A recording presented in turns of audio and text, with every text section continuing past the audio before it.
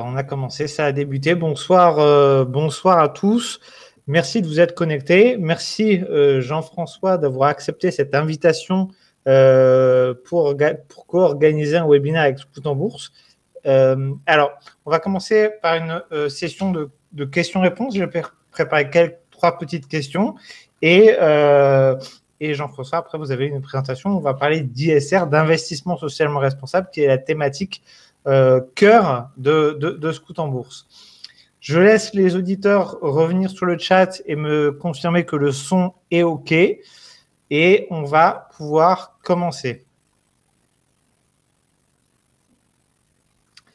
Alors,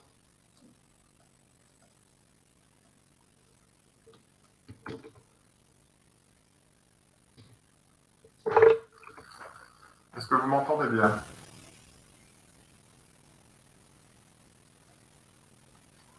Première question, Jean-François. Pour ceux qui ne le savent pas, je suis un petit peu malade et j'ai du mal à prononcer, mais c'est pour ça que j'affiche aussi la question en même temps. Mais j'ai pris un petit calmant en antidouleur tout à l'heure, donc normalement ça devrait le faire. Donc la société Cantalis semble très orientée sur l'ISR. En tout cas, je vois beaucoup de publications qui vont dans ce sens-là sur les réseaux sociaux, mais aussi sur les interviews qu'ils donnent sur les différents médias et télévisions. Et donc, vous communiquez beaucoup à ce sujet. L'ISR est devenu une thématique quasiment incontournable en 2020. Depuis combien de temps, en fait, Cantalis attache de l'importance à l'ISR? Alors, Marc, peut-être rappeler ce que fait Cantalis avant de parler de l'ISR chez Cantalis. Cantalis, c'est une société française indépendante qui a été créée il y a une dizaine d'années, qui est un acteur de référence dans 3 domaines: les données financières, donc sur les fonds et les ETF, les solutions digitales, donc les logiciels, et la recherche, l'analyse sur ces éléments. Donc on profite des données et des analytics, des solutions qu'on a développées pour produire des recommandations et des analyses sur ces différentes thématiques. Alors la thématique ISR est une thématique qui n'est pas jeune, récente. Donc on avait déjà en fait des fonds ISR dans nos bases de données et on a cherché à formaliser un petit peu la manière dont on pouvait aider les investisseurs, et cette formalisation a pris forme l'année dernière, en 2019, où en fait on a rajouté un ensemble de granularités et d'informations sur les fonds qui sont considérés comme ISR, et aussi aller un petit peu plus loin sur les différentes approches d'exclusion, sur les thématiques qui sont jouées, énergie renouvelable ou transport, ou voilà, vieillissement de la population ou autre, et transport vert, etc. Il y en a plein. Et du coup, aujourd'hui, on est un acteur un peu unique, où on est l'un des seuls à avoir autant d'informations sur l'univers du fonds ISR, avec ces analyses un peu transversales pour voir la collecte, les performances par thématique, etc. Donc voilà, ça fait une bonne année qu'on a vraiment enrichi nos données, nos analyses. Je vous montrerai quelques exemples tout à l'heure. Comme vous disiez, une explosion de la thématique. Je pense que le Covid est venu accélérer ça. Je pense aussi, d'ailleurs, moi-même, c'est à travers le Covid c'est le Covid qui m'a poussé à m'y intéresser de plus en plus. Je connaissais déjà la thématique ISR et l'étude des risques ISR, enfin des critères ISR.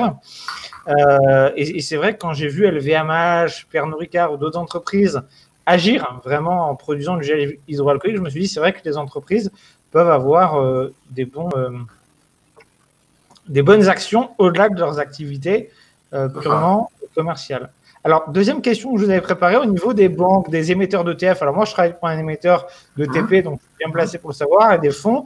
On parle beaucoup d'ISR, c'est-à-dire que quand on est abonné à la recherche des banques, il n'y a pas une banque qui envoie une analyse quotidienne sans parler quasiment d'ISR tous les jours.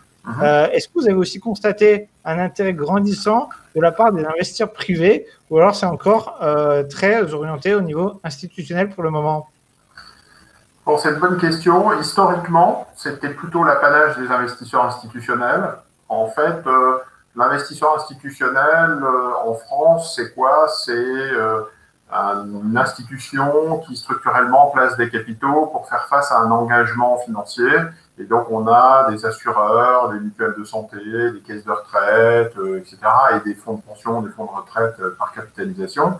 nécessairement, quand vous êtes mutuelle de santé ou proche de l'économie sociale, vous vous posez des questions sur une certaine adéquation, une certaine cohérence par rapport à vos investissements. Et donc, les institutionnels en Europe, on va dire, où l'État-providence est fortement développé, avaient déjà intégré un peu ces critères, ou qu'on appelait à l'époque cette gestion éthique. Alors aujourd'hui, en fait, on a une bascule vers plus mainstream et plus retail. Et c'est vrai que, j'allais dire, c'est une rencontre à la fois de l'offre et de la demande. C'est à la fois des investisseurs particuliers qui veulent donner un peu du sens à leurs investissements, mais ce n'était pas forcément facile. Et à la fois de trouver des produits qui correspondaient à leurs convictions, j'allais dire, et à la fois des émetteurs, vous avez parlé de Total, etc., enfin des sociétés cotées en bourse, et à la fois des sociétés de gestion qui étaient capables de rapprocher les deux.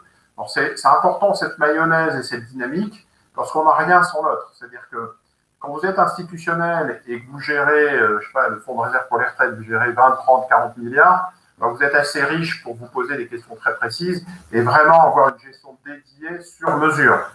C'est en mode, c'est le sur mesure versus le prêt-à-porter. Quand vous êtes monsieur, madame, tout le monde et que vous avez 5 000 € à investir, vous n'allez pas mettre en place une gestion sur mesure, vous allez vous tourner vers le prêt-à-porter. Et vous n'aviez pas vraiment de produits qui correspondaient vraiment à vos attentes. Alors aujourd'hui, les sociétés de gestion sont efforcées de faire des produits de plus en plus précis, on y reviendra.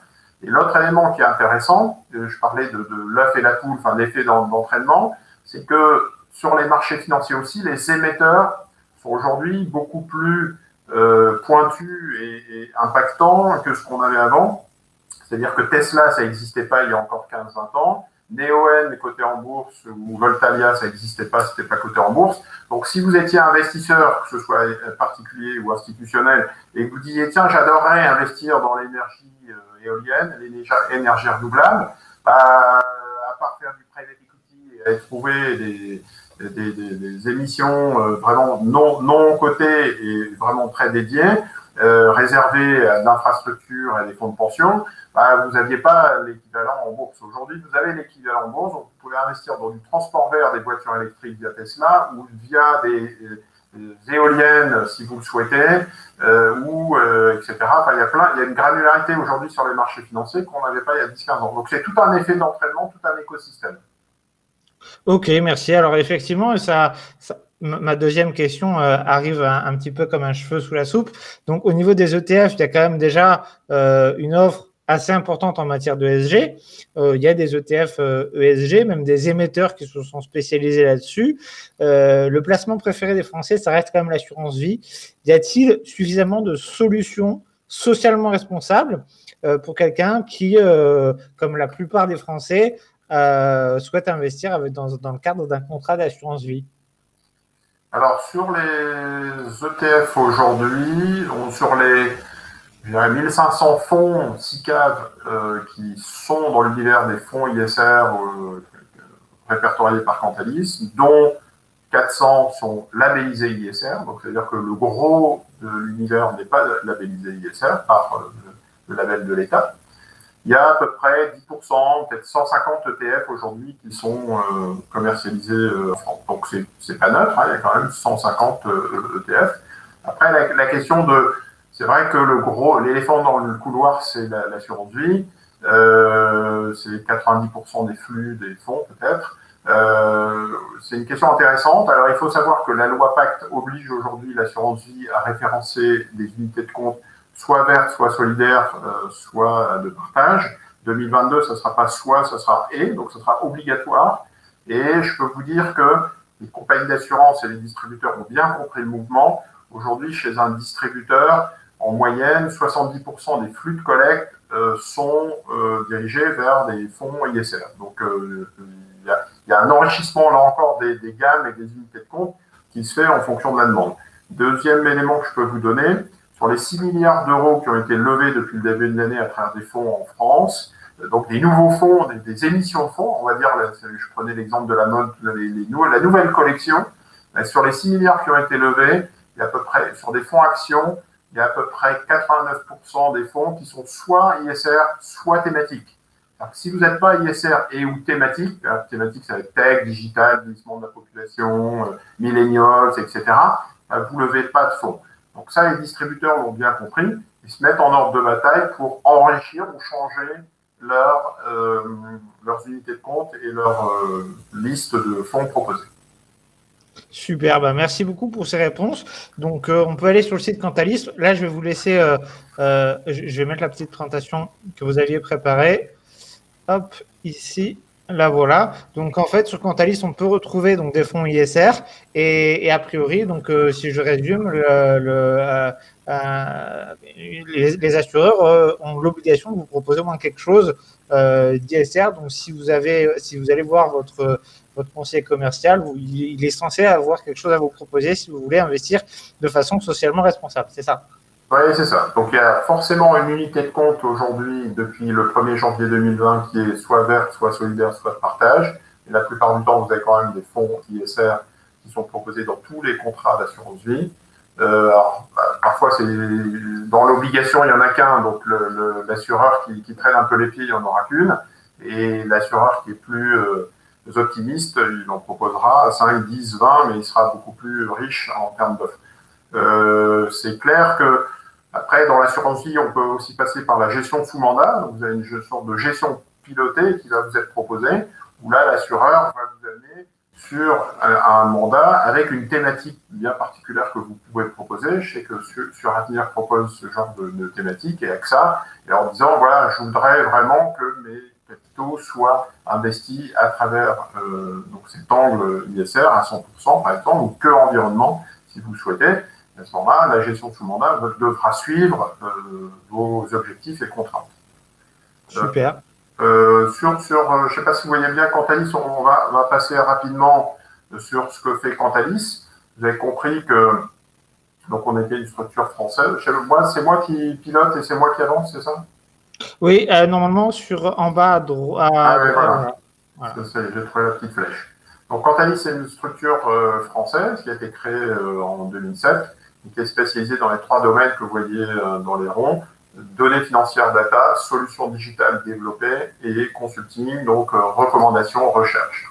Sur la partie data, on a 250 000 produits financiers en base de données en Europe, donc ce qui nous donne une couverture européenne large, et on alimente les grandes institutions, Bloomberg, Odoo, ProCapital, BNP Paribas, etc., tous ceux qui consomment des données financières. Sur la partie du centre, vous avez des solutions. On développe des logiciels qui permettent d'analyser les fonds et de créer des portefeuilles. Donc, c'est soit des licences standards, des produits standards, soit des produits sur mesure. Sur le site accessible au public, vous faites cantalis.fr et vous allez déjà tomber sur une somme d'informations assez intéressante. Alors, c'est quant, je suis désolé, c'est beaucoup de données, beaucoup d'analyses de fonds, mais c'est un peu le cœur de notre métier. Et sur la partie consulting, on est payé par des plateformes type AGP, Swiss Life, etc., pour sortir des analyses, beaucoup pour les médias, pour sortir des analyses sur des thématiques précises, du style les fonds ISR, les fonds non ISR, en particulier, donc ça tombe bien. Je le disais, donc on a des sites retail qui sont accessibles auprès des particuliers, type cantalis.fr en France, en Italie, cantalis.it, etc. Un petit mot sur l'ISR, sur l'environnement. On a commencé déjà à déflorer le sujet. On a donc la définition, c'est la possibilité d'intégrer des critères extra-financiers dans les processus de gestion. Alors, ça veut dire quoi? Ça veut dire que traditionnellement, un gérant de portefeuille sur un fonds intègre des critères financiers que l'on connaît tous. Si vous voulez sélectionner des sociétés qui ne sont pas trop endettées, vous allez regarder le niveau d'endettement de la société, les sociétés qui délivrent des dividendes, donc on va regarder le rendement du dividende, les sociétés qui sont en croissance, qui ont une croissance du chiffre d'affaires ou une croissance de l'EBITDA ou peu importe, et donc vous allez pouvoir appliquer ces critères pour sélectionner des sociétés qui sont en rapport avec vos objectifs sur une zone particulière, donc Europe, Action Europe, croissance, ça va vous donner des sociétés cotées en Europe, croissance. Vous allez faire la même chose sur des obligations high yield, avec tel type de rendement, des obligations, des portefeuilles diversifiés, etc., etc. Donc, on a toute une industrie qui tourne autour des critères financiers. Et de plus en plus, surtout à l'origine des institutionnels, on s'est dit, il ne faudrait pas que ce soit le rendement à tout prix, à n'importe quel prix, j'allais dire. Il faudrait quand même qu'on puisse analyser l'impact de la société en tant que société citoyenne sur la planète, pas à n'importe quel prix. J'espère que la société Nike ne fait pas travailler des petits enfants de 12 ans pour fabriquer mes chaussures et afin de sortir à un niveau de profitabilité supérieur à son concurrent Adidas. J'espère que le fabricant de voitures ne trafique pas l'analyse de pollution de la voiture sur son diesel au point de vendre plus de voitures auprès des particuliers en Europe, ne citerai pas de marque, etc., etc. Donc il y a une certaine éthique. Et au risque de se prendre une grosse amende derrière, ce qui de toute façon n'est pas au... Exactement. Donc si c'est la performance à court terme, si c'est un coup de trading, vous dites j'achète Nike, Volkswagen ou je sais pas quoi, ou L'Oréal, et puis on verra bien. De toute façon, je vais pas rester sur l'action Nike pendant 107 ans, donc au bout de 4 jours, je suis parti, tant pis, tant mieux. Et quand vous êtes investisseur institutionnel, investisseur de plus long terme, vous dites, clairement, la société peut se prendre une amende, la société pollue trop, donc à long terme, ça veut dire que si elle pollue trop, qu'il y a un réchauffement climatique, ça veut dire qu'elle pourra vendre sans doute moins de baskets puisque les populations en question seront sous l'eau. Et réchauffement climatique, c'est-à-dire qu'on sera limite plus possible en état, on sera tous limite morts parce qu'on on aura tous disparu. Et en tout cas, on investira, on dépensera beaucoup trop d'argent dans notre santé et moins dans les baskets ou dans les voitures ou dans les parfums. Donc, il y a une question de soutenabilité. Donc, à terme, il y a des risques énormes qui dépassent en fait le fonctionnement de la société. Donc, j'espère que les chefs d'entreprise l'ont intégré. Si vous achetez de l'immobilier en Floride au bord de mer sans tenir compte des cyclones et du réchauffement climatique, vous faites une grave erreur stratégique. Et pareil pour l'ensemble des activités.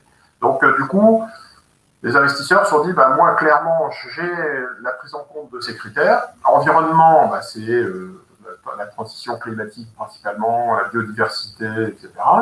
Le social, en espérant que les salariés, l'ensemble des stakeholders soient respectés et pas escroqués. Et la gouvernance, pour faire en sorte que ce soit une société indépendante, enfin que la gouvernance ne soit pas la dictature au sein de la société et que là encore, le management soit de qualité.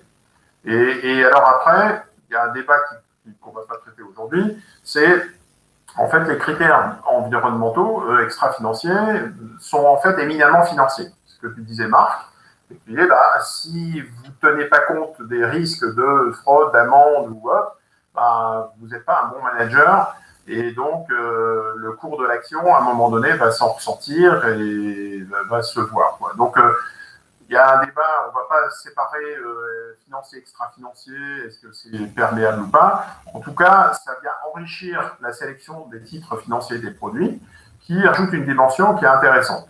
Donc, c'est intégrer des critères ESG dans une gestion qui fait qu'elle devient socialement responsable et durable, peu importe les termes que l'on utilise. BlackRock considère que le trend sur les 10 prochaines années, donc les encours vont se multiplier par 3.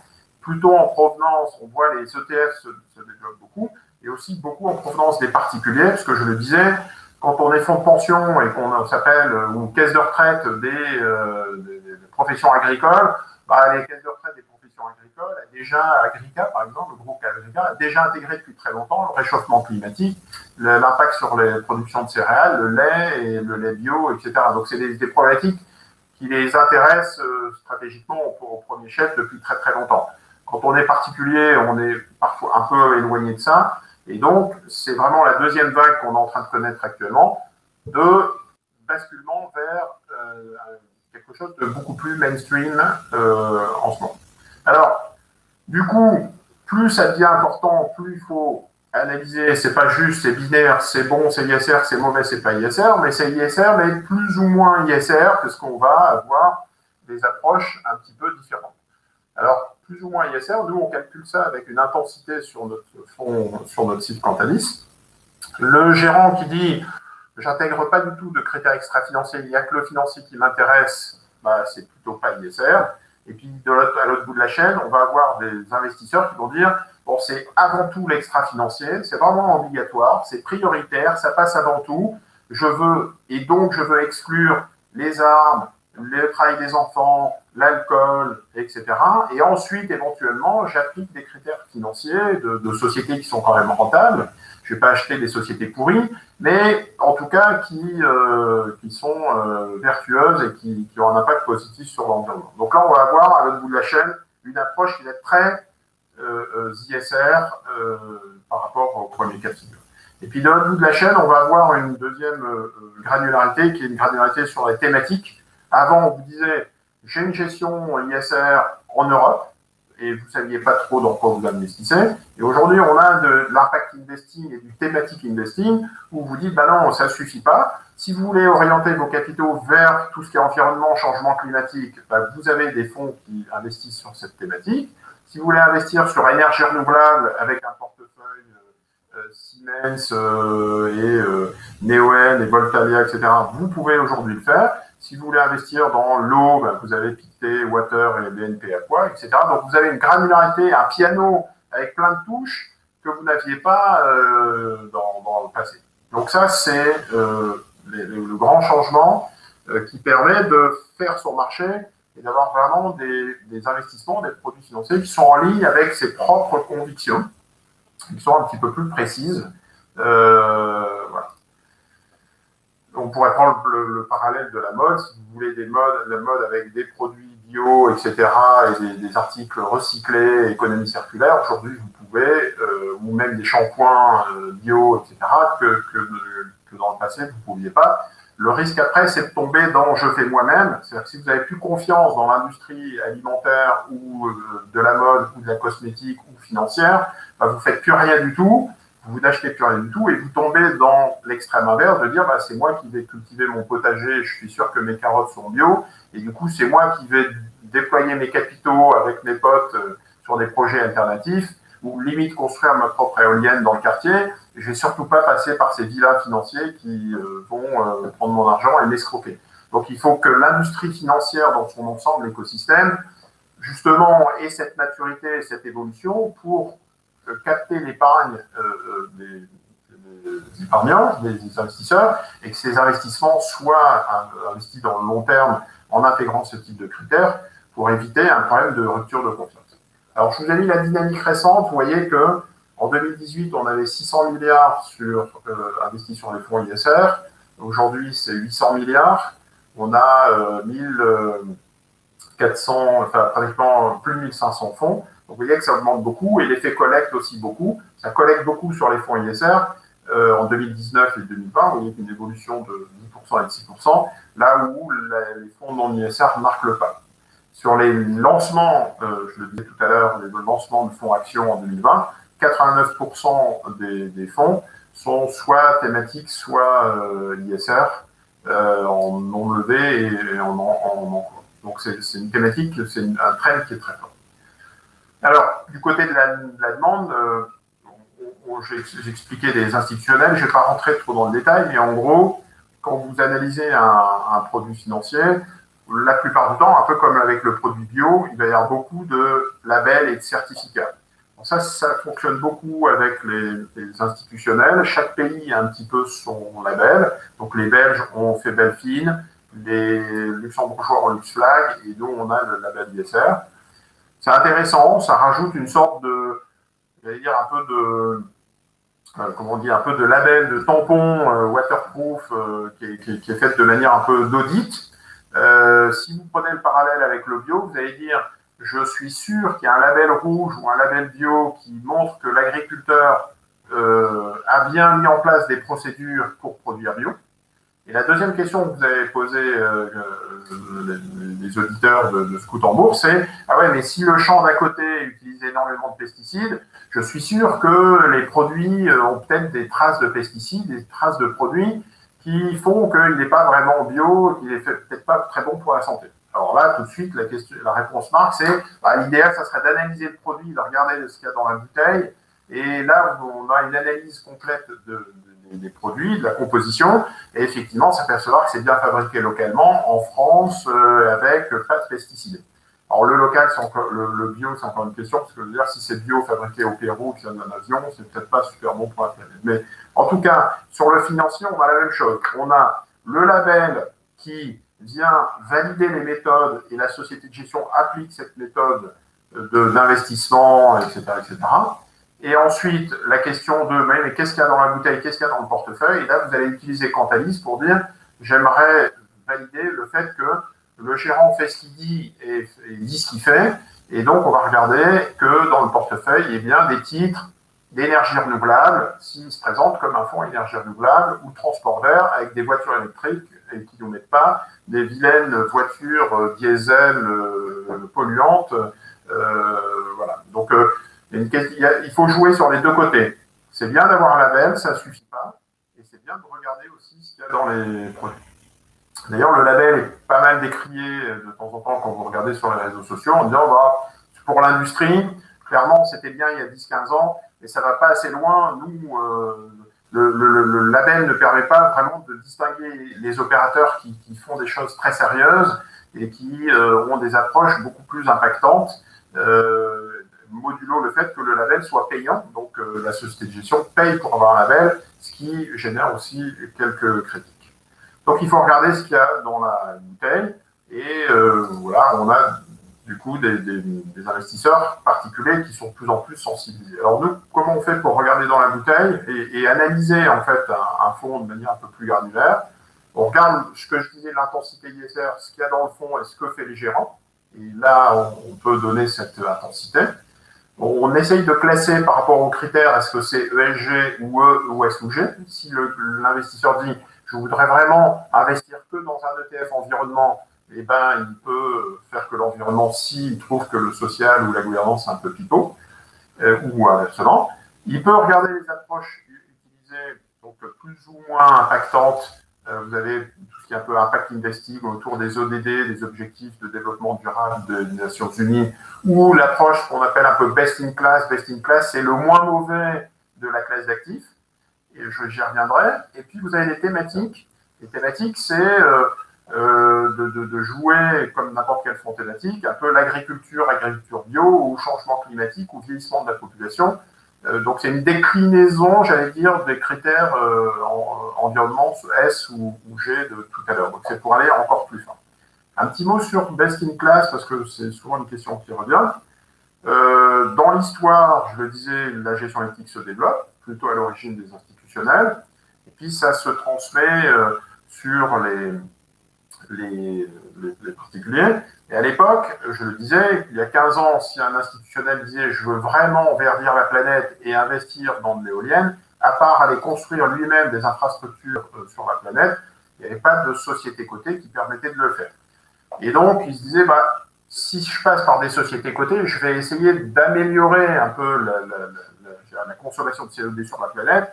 Donc, au sein des sociétés énergétiques, je n'ai pas le choix, qui sont cotées en bourse. Je vais peut-être favoriser Total, qui vient d'investir sur SunPower, plutôt que Exxon ou BP, qui a pollué la planète et qui a généré 42 marées noires.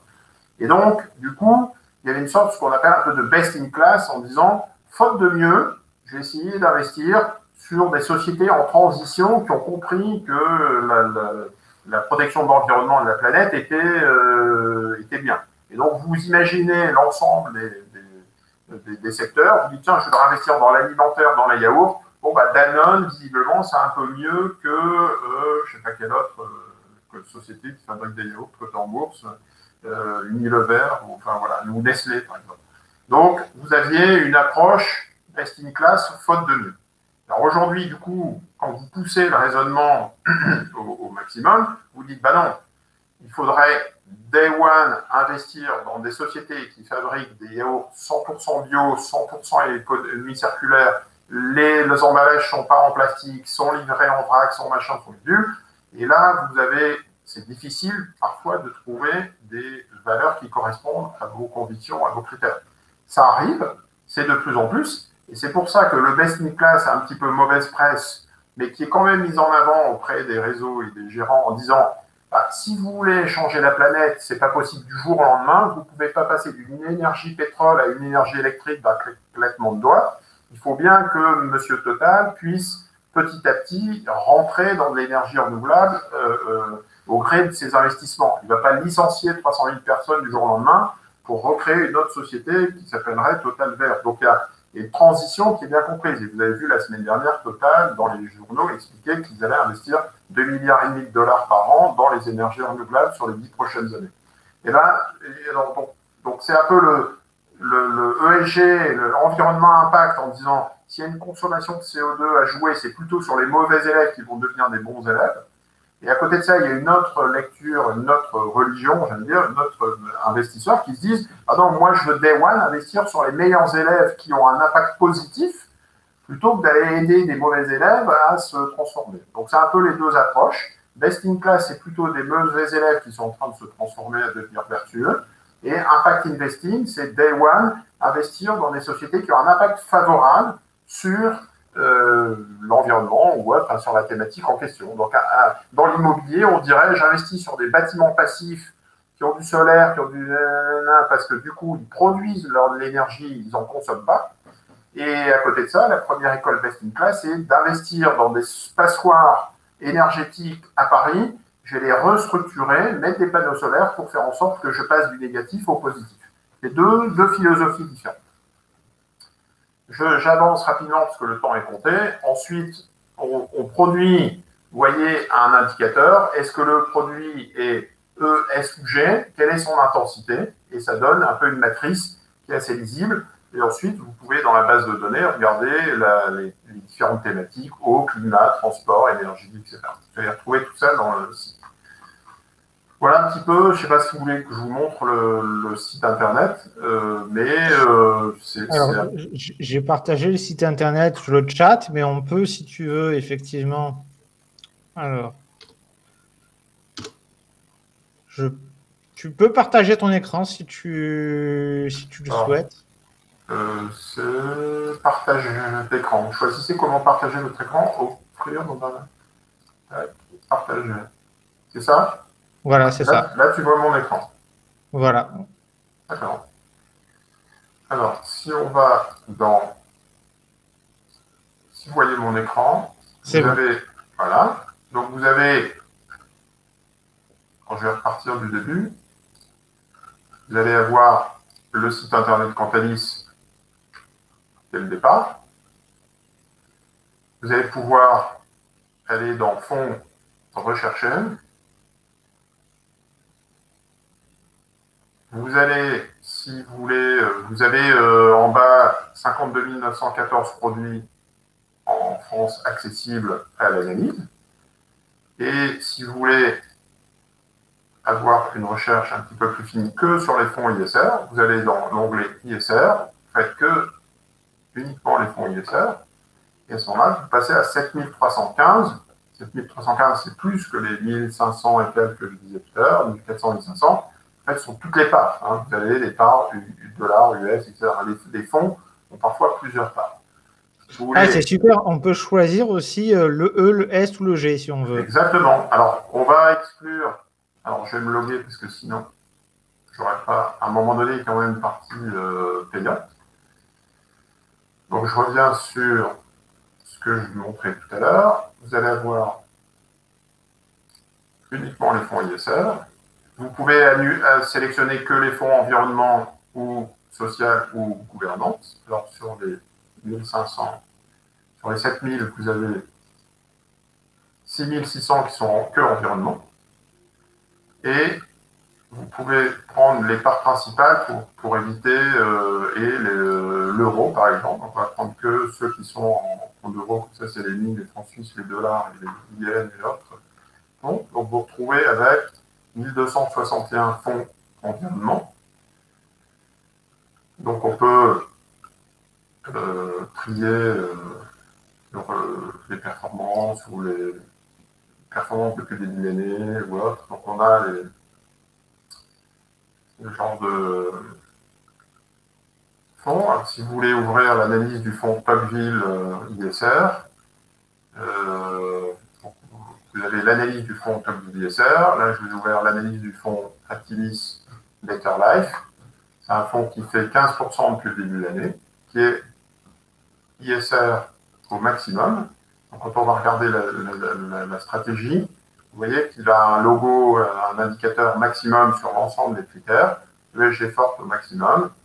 Vous trouvez les différentes parts. Donc, c'est un petit fonds qui fait 9 millions d'euros, qui est géré par Atimis Gestion. C'est un fonds qui est, donc on vient sur la synthèse 5 étoiles Cantalis. C'est un fonds allocation flexible monde.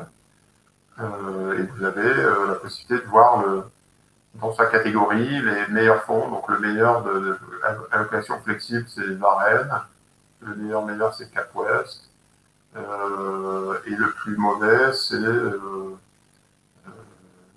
RAM, RMA ou SLGP, etc.